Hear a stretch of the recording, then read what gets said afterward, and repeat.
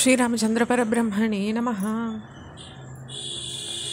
இந்திரஜித் கொண்ட மாயா சீதையினுடைய கவலையால் பீடிக்கப்பட்டிருக்க ராமரும் லக்ஷ்மணா ஹனுமான் இவாள்லாம் ரொம்ப கவலை அடைகிறாங்க.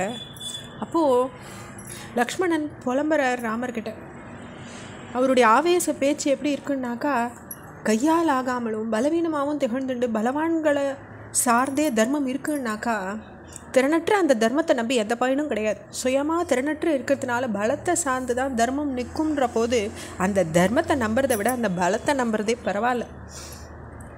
இப்படியெல்லாம் அவர் சொல்லும்பொழுது சொல்கிறார், தந்தையின் சொல்ல நிறைவேற்றுற மேன்மையான குணத்தை பின்பற்றுறதுக்காக நீங்கள் சொல்லலாம், ஆனால் உங்களுக்கே பட்டாபிஷேகன்ற அறிவிப்பு செஞ்சுட்டு பின்னர் தன்னுடைய வார்த்தையிலிருந்து தவறினவர் நம்ம தந்தை. தர்மமே பெருசுன்னு நீங்கள் வாதிட்டா கூட அப்படி பொய் பேசினவரை அடக்கி இருக்க வேண்டாமா? ஏன்னாக்கா பட்டாபிஷேகம்னு அவர் சொன்னதை நீங்களும் ஏற்றுண்டீங்க. அப்போ உங்களுக்கு அந்த வாக்குறுதியில் பங்கு வந்து சேர்றது இல்லையா? அதை நிறைவேற்ற பொருட்டாவது அந்த தந்தையை நீங்கள் கேட்டிருக்க வேண்டாமா? தர்மந்தான் பெருசுன்னு நீங்கள் சொன்னீங்கன்னா தர்மத்தின் பயனாக கிடைச்ச ராஜ்யத்தை திறந்த போதே நீங்கள் தர்மத்திலேருந்து தவறினவராக தானே இருக்கீங்க. மலையிலிருந்து அருவிகள் பாஞ்சு ஓடுறது அதுபோல் செய்கைகள்னால் கிட்டுற செல்வத்திலிருந்தான் பலவித நற்காரியங்கள் நடக்கிறது. செல்வத்தை ஈற்ற செயல்பாட்டை புறக்கணிக்கிற அற்ப புத்தி கொண்ட மனுஷனுடைய காரியங்கள் கோடை காலத்தில் அருவிகள் வற்றி விடுறது போல் வறண்டு போய் அழிஞ்சுடுறது. செல்வத்தை துறக்க முடிவு செஞ்சுட்ட மனுஷன் ஏற்கனவே தான் அனுபவித்த சுகங்களை அனுபவிக்கிறதுக்காக திருட்டில் இறங்கிறதுக்கு கூட வாய்ப்பு இருக்குது. அதனால் அவன் பாவம்தான் செய்கிறான்.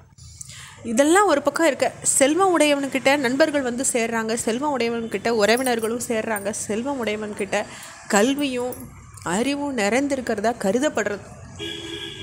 அவன் தைரியம் உள்ளவனாக நிர்ணயிக்கப்படுறான். செல்வம் உடையவனே புத்திமானாக போற்றப்படுறான். செல்வம் உடையவன் தான் எல்லா சிறப்புகளையும் பெற்று விளங்குறான்.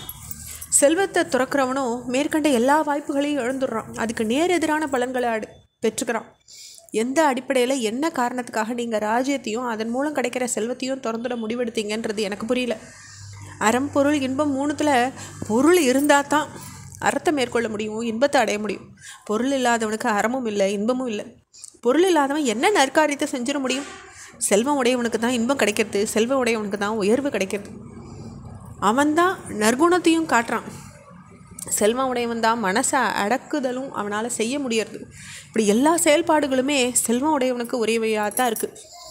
உங்களுடைய உயிரினும் மேலான மனைவி ஒரு அரக்கனால் கடத்தப்பட்டு போயிருக்கான்றதை தவிர செல்வத்துக்குரிய ராஜ்யத்தை திறந்துட்டதுனால நீங்கள் கண்ட பலன் என்னன்னு கேட்குறாரு லக்ஷ்மணர். இப்படியெல்லாம் கேட்டுட்டு அவர் பேச்சை முடிச்சுக்கிறார். இளவரசே, இன்றைக்கி என்னுடைய போர் திறனை நீங்கள் பார்க்க போகிறீங்க. இந்திரஜித்தால் ஏற்பட்ட துன்பங்களை நான் விளக்குறேன். பெருந்தோள் படைச்சவரே, எழுந்துருங்க. அறிவிலும் வீரத்திலும் உங்களுக்கு நிகரானவா யார் இருக்கா? நீங்களே பரம்பொருள்னு நீங்கள் உணரலையா? உங்களை திருப்தி செய்கிறதுக்காக இந்த பிறவி எடுத்துள்ள நான் சீதாதேவிக்கு நேர்ந்த கதியை மனசில் வச்சுண்டு லங்கையை அழிக்க போகிறேன். யானைகள், குதிரைகள், அரக்கர்கள், ரதங்கள் உட்பட அந்த ராவணனையும் சேர்த்து எல்லாவற்றையும் நான் நாசம் பண்ணிடுறேன்னு லக்ஷ்மணன் சொல்கிறார்.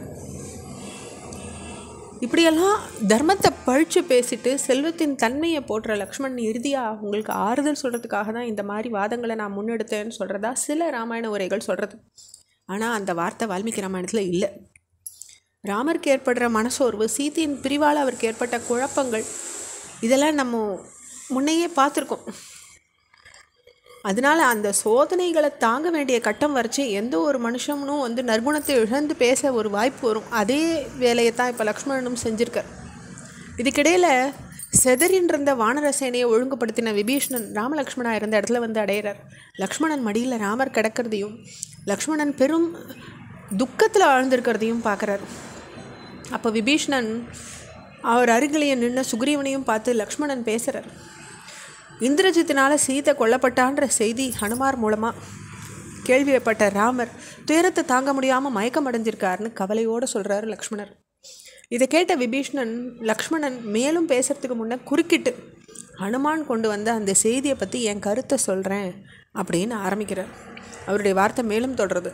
அடுத்த பகுதியில் பார்க்கலாம். ஸ்ரீராமச்சந்திர பரபிரம்மணே நமஹ.